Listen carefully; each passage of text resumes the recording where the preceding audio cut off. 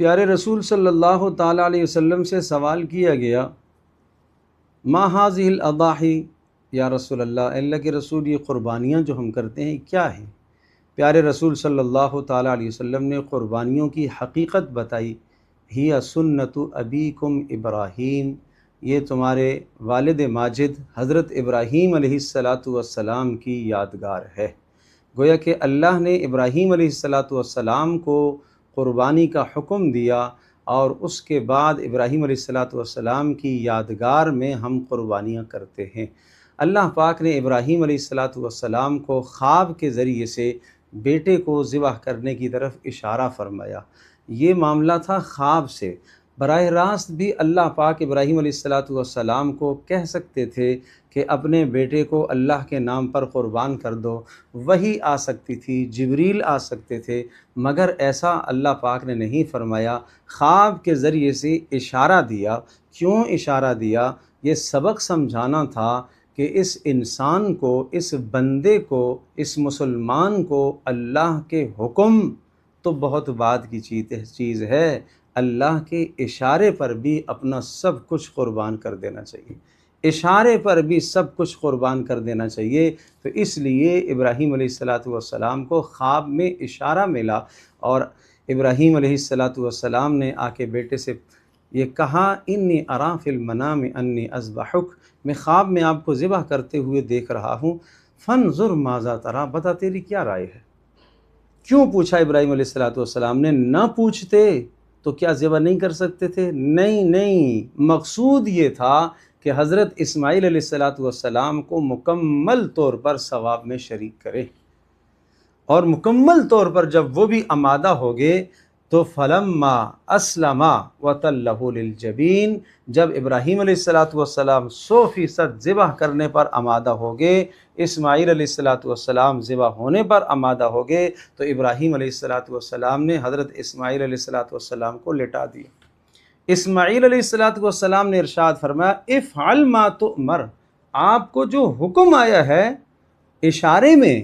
جو حکم آیا ہے اسے پورا کریں۔ رہی یہ بات کہ کیا اسماعیل علیہ السلام نہیں جانتے تھے کہ ذبح ہونے کا مطلب موت ہے،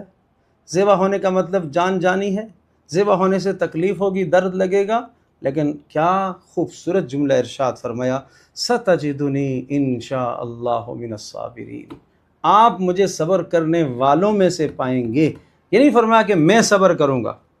نہیں، یہ اشارہ تھا کائنات میں اور بھی اللہ کے بندے ہیں جو صبر کرنے والے ہیں، ان صبر کرنے والوں میں سے میں بھی ایک بندہ ہوں۔ کسی قسم کی بڑائی اور تکبر کی طرف تاکہ اشارہ نہ ہو، اس لیے فرمایا ستجدنی انشاء اللہ من الصابرین، اللہ نے چاہا تو آپ مجھے صبر کرنے والوں میں سے پائیں گے۔ اور ابراہیم علیہ السلام نے جب لٹا دیا قربانی کے لیے، فلما اسلما وتلہ للجبین، پیشانی کے بل سے لٹایا، کیوں؟ تاکہ چہرہ دیکھ کر کہیں وہ پدری شفقت جوش میں نہ آ جائے، اور کہیں اللہ کا یہ حکم پورا کرنے میں خلل نہ واقع ہو، اللہ کا حکم پورا کرنے میں کہیں خلل نہ واقع ہو۔ 100% ذبح کرنے پر آمادہ،